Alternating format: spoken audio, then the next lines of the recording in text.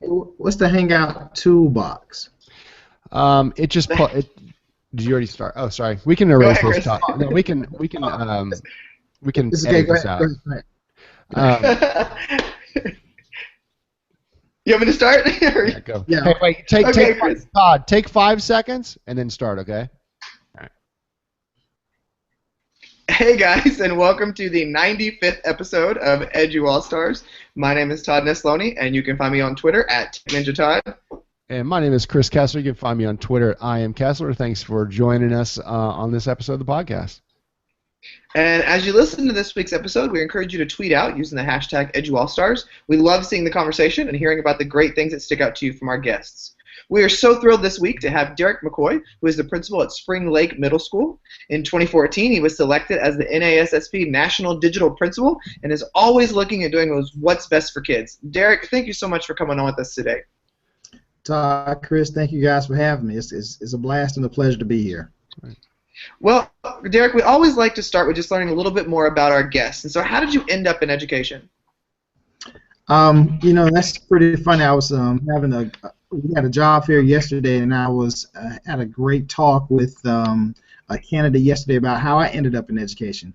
My undergrad is in political science, so I have a social studies background, but my passion has always been math.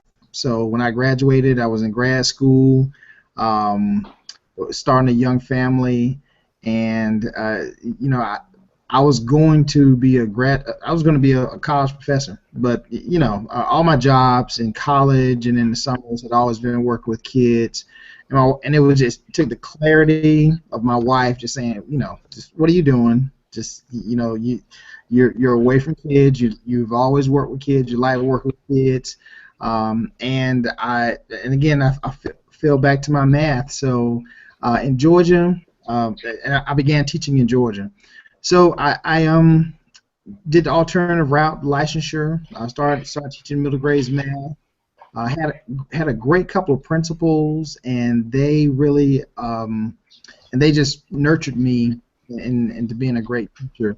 And one of the areas that surprised me, this is way back. I'm aging myself at 95.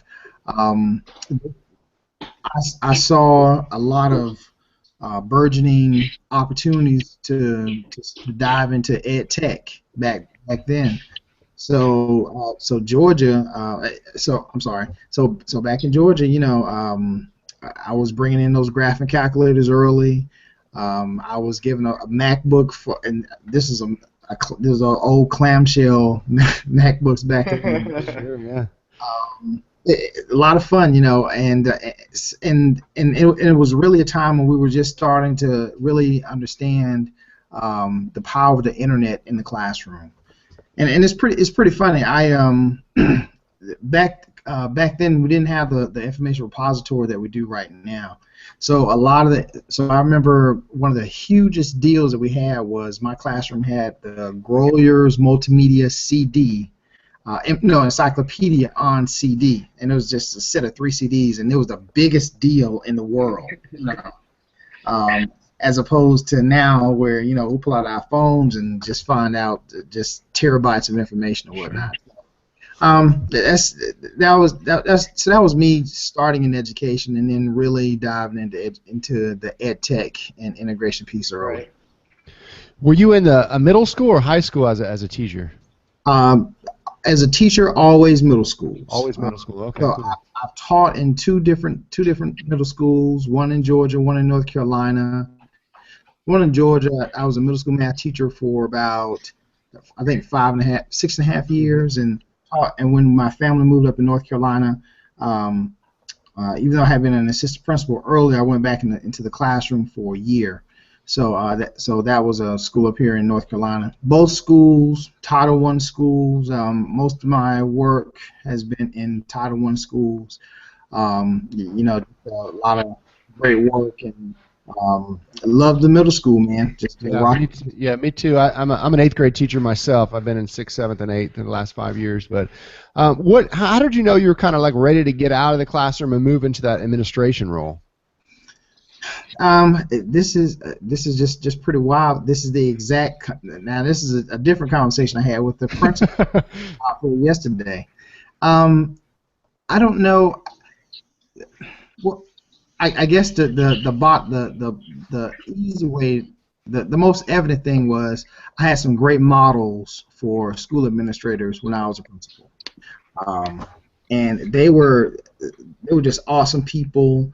They were the first people who, when I reflect back on it, they taught leadership. They talked about being leaders or whatnot. And my first principal, her name is Dr. Sandra DeShazier, Bear Creek Middle School, and it's pretty fun. Well, I'll tell you about that in a minute.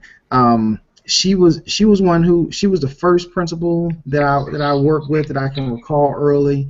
She had a couple sayings: inspect what you expect, and really, why are we doing this? Our kids can do better, and give it your all because the kids deserve. And she a lot of her stuff just really stuck and resonated with me. So, and a fun story about Dr. DeShazier. I was presenting an NASSP in where were we? In February, in San Diego. And while I'm tweeting out some of the stuff that I'm seeing, she was retweeting saying, "Derek, where are you?" And she was at the conference as well. So we hadn't seen her in 10 years, and we hooked up, and took my wife out there, and my wife knows all three of us know each other very well, and just had a great time catching up, and just. It's cool, to your early leader, your early influence. You can sit down, and her message is still consistent, and she's still doing the same thing right now. So it's awesome. It's good stuff. So Derek, when did you begin to get connected on social media? That's very easy. 2006. No, I'm sorry. That's not very easy. 2008. 2008. So we had just moved up to North Carolina. I had worked 2 years in Charlotte, and then I became an assistant principal up here at high school. And it was around that time that North Carolina Virtual Public Schools was just kicking off. And that was one of the most blessed opportunities, blessed events that happened for me, because the team in North Carolina at NCVPS, North Carolina Virtual Public Schools, they didn't just roll out virtual public schools. They rolled out innovation. They rolled out being innovative programs and innovative design and doing things different. And it was Dr. Brian Setzer, Don Lorsey, those two guys, 100% absolutely got me and the other administrators in Montgomery County Schools, North Carolina, hooked up on Twitter. We started building our PLNs. We started exploring Web 2.0 tools.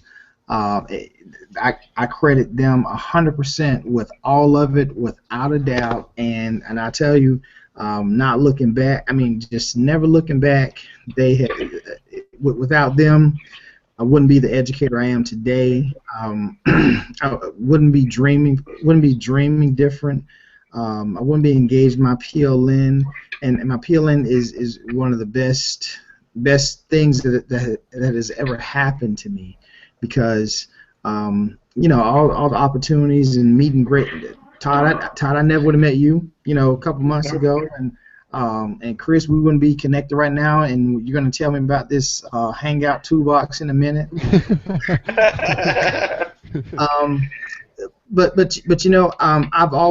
I've always, like I said, my mentors have always taught me to be advocates for kids. So I got that part. Not I got that part, but I got that part. I know that I'm here to advocate for my kids. Mm-hmm. But really engaging and embracing that things can be different. That it doesn't have to be the set remediation mindset in our schools, and that's the set remediation mindset in terms of being a math teacher. Make sure you teach the basics, or make sure that you cover the curriculum and you checking off your pacing guide. Why not give our kids teach the curriculum through a robotics course, or give them some new opportunities. I want my kids in my Title I school who come from a needy population. I want them to work at Google. Okay, there's no way they can work in Google if we're stuck in a remediation mindset. Right. So I credit 100%. I credit my mind that thinking, that the mentality to that team in North Carolina Virtual Public Schools, and Brian and I, all three of us are still great friends right now, and I learn from them, and they continue to inspire. What do you feel is like one of the most important aspect of your job as a leader on campus? I can't. I have to give you a couple on that one. That's fine, no problem. Sure. So, going back to that PLN piece. I remember something that Jimmy Costa says, that the most important thing that the principals have to engage in is that relationships. Mm-hmm. So one of my most important things, one of my important duties, is to come on campus every day and strike up the conversations and what's going on, and have the laughs and give the hugs and find the jokes, but then at the end of that, you establish that relationship. To go to number two, you establish those relationships so people will follow you as a vision builder and a goal setter. You can't. School leaders can't, and I say school leaders, principals, assistant principals, but even department chairs, or even grade level chairs. You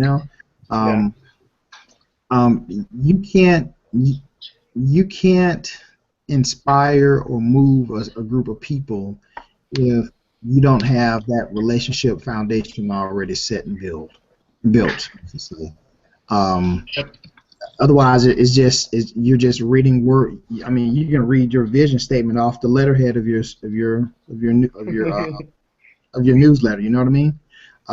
But that you translate that results from, hey, we're a team, we're a family. We know that, so we're built on that, and we're proud of that. But after those relationships, I'm a vision. I think establishing a vision is an important piece of what I do. And well, how do you challenge your staff though to continue their learning and keep pushing themselves like you push yourself? That's a tough piece. That's a tough piece because there's a lot that we ask of teachers. There's a lot I ask of my teachers. Sometimes I look back on I can look back on a day and I can put guys, let's do this, and they can get an email or they can have some training from our curriculum department that says we're going to do this and we're going to do this and we're going to do this. So what I like to do is I like to make sure that I'm having good conversations with everybody and I'm tied in with everybody, and I know what their demands are primarily, and then I try to take a couple different things, streamline them, and see where we can take all those goals and maybe inch them up a little bit.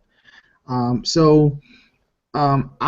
I like to do is I like to share resources with my staff and say what if.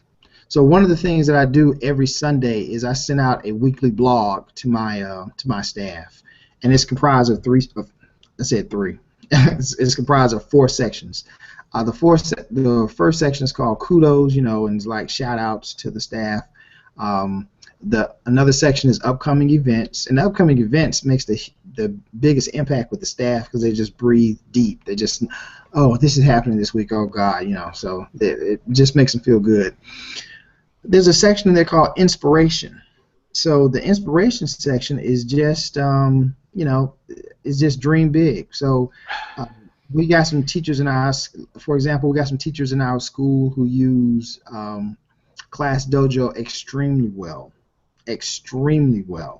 and I go into their classrooms and I will videotape them for 2 or 3 minutes, and I'll post it up I'll embed it in the video in the blog, and I like, guys, if you're not doing this, you can do this, and here's how to do it. We got in-house experts who can help you do it. This can get done. So I've done that with GradeCam, Class Dojo, just all kind of 2.0 tools. And then the last section is resources. So resources is just straight up stuff that I dego off of all the stuff that I tweet out for a week. I just go to some good dego resource, some stuff that I've degoed, and put it out there, and they can come back to it, so they can see the resources, and then they can see the availability of the support, and they can and they know that if they want to help, like, Mr. McCoy, can you help us, or can you arrange for somebody else to come help us? That's cool. What's something you're really proud of accomplishing, maybe, let's just say, over the last year or so? The last year is, well, this is my third year this is my 5th year being a principal, my 3rd year at this school. My first year we got there, we really changed. I really made a change towards.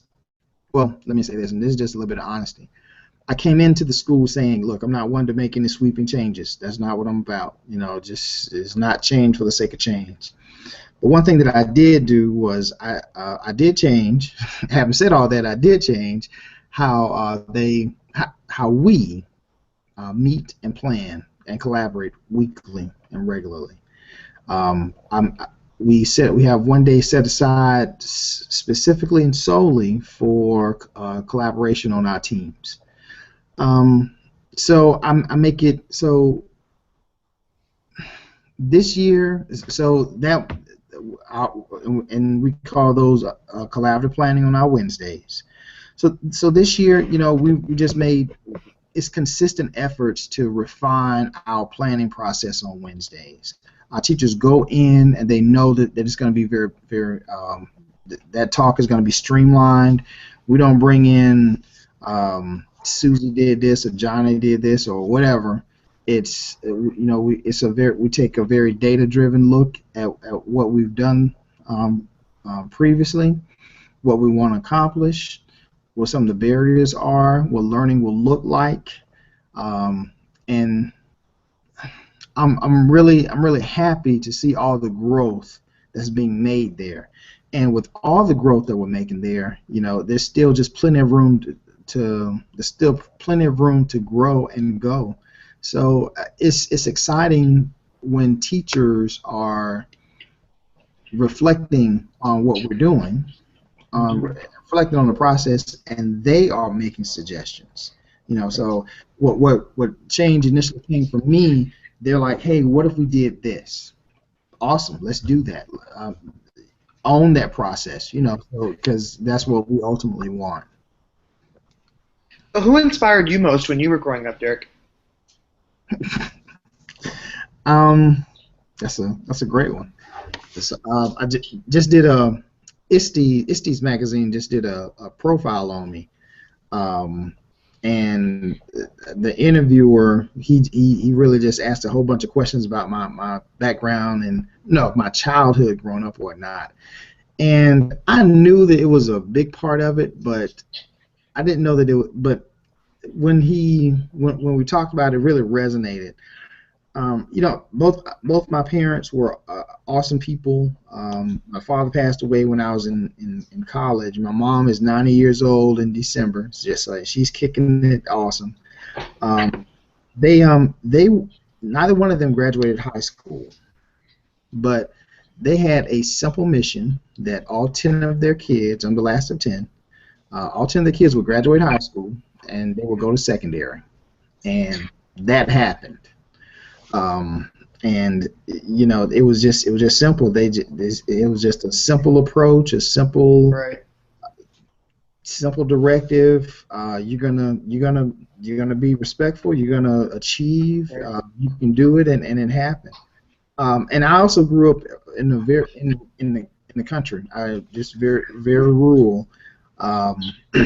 And one of the things that really stuck out for me was that really helped change my mindset towards being just dreaming. Just helped me. That one of the things that helped me a dreamer was my comic books. I started reading comic books, man, like 8. Just been collecting them since. I collect them now. I'm a huge comic book reader. Got my two kids hooked on them. Just and so in terms of just being a dreamer, in terms of not even fighting the good fight or right or wrong. It's not even like that. It's just but it is about fighting and overcoming and dreaming and thinking things can be different and fighting for that reality. So it's awesome stuff. Yeah, it's good stuff. When you're having like a really rough day, what do you do to recenter yourself? Yes. So now is the rough part of the year, and most days. Yep. You're telling us. This is the rough part of the year, so that happens regularly. Most days I'm in my office having my rough day. So I will drop. I have dropped my pen or stopped typing mid-sentence, left my desk, and I leave my laptop, my phone. I leave all my tools for instructional supervision in my office, and I would just go hang out in a classroom and just sit next to somebody, sit next to a student, and the teachers don't know that I'm having a rough day, but they'll know that something's up because I'll come in and I'll just start talking to the kid and we'll just get off topic about what's the lesson in the room. So I go hang out, man. I go back to, you have to go back to what we got into education for in the first place. Sure, absolutely. What about if you could see yourself back as like that first year teacher and maybe be able to give yourself advice? What would you say to yourself? I would say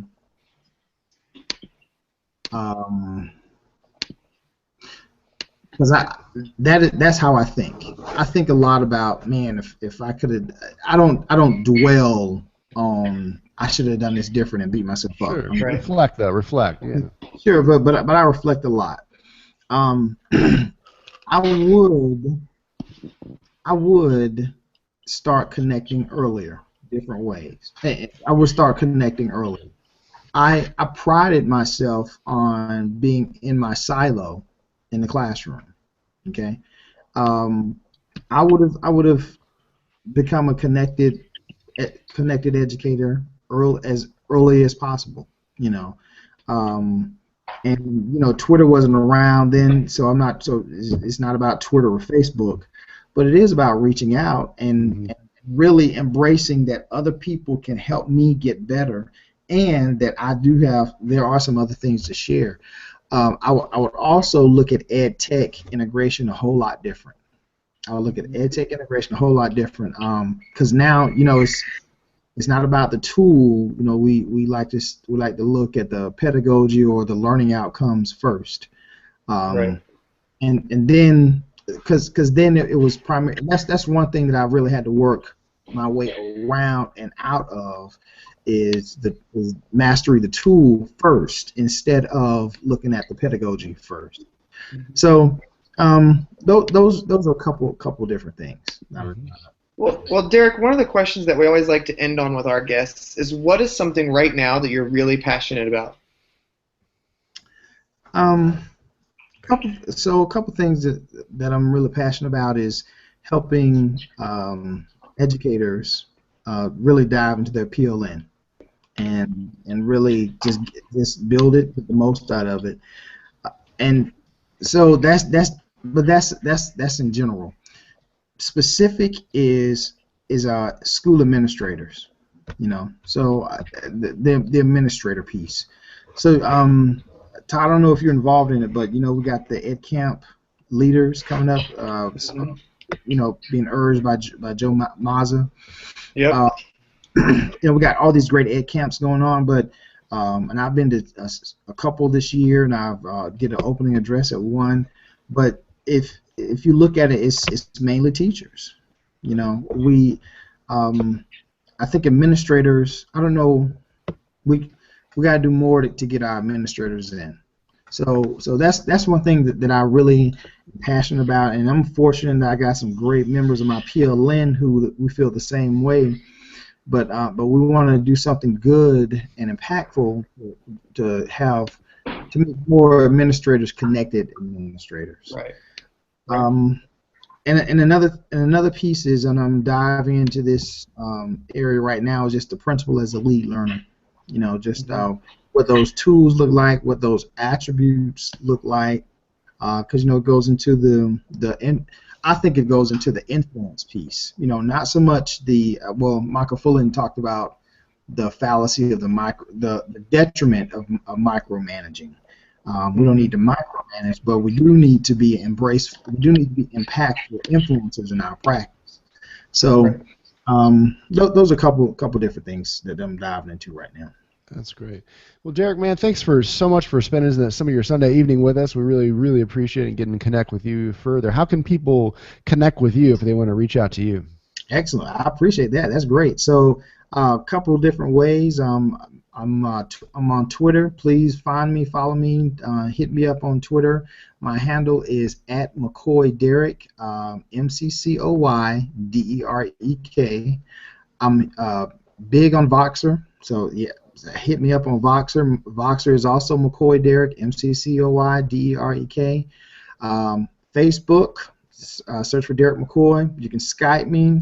Skype is also McCoy Derek, McCoyDerek. You can see the pattern. There you go. You're all over the place, man. And my website, and guess what my website is? McCoy Derek. There you go. You guys rock. You guys rock for doing this. I appreciate being. This is the 95th. Is that right? 95th Yes, episode. sir. Yeah. That's awesome. That is awesome. Yeah, so we've got ways you can connect with us as well. EduAllStars HQ. You can also find our website at EduAllStars.com. If you just search Google for EduAllStars, you'll find us. We got 95 other episodes out there. Lots of just great educators and not just principals, teachers, lead learners, and people outside the education field that are just leaders. It's just really good stuff. You should take a listen. Absolutely. Yes, we hope you join us for our next episode, as we will be having it next week. So thank you so much, Derek, again, and have a great evening. You guys have a great one. Take care.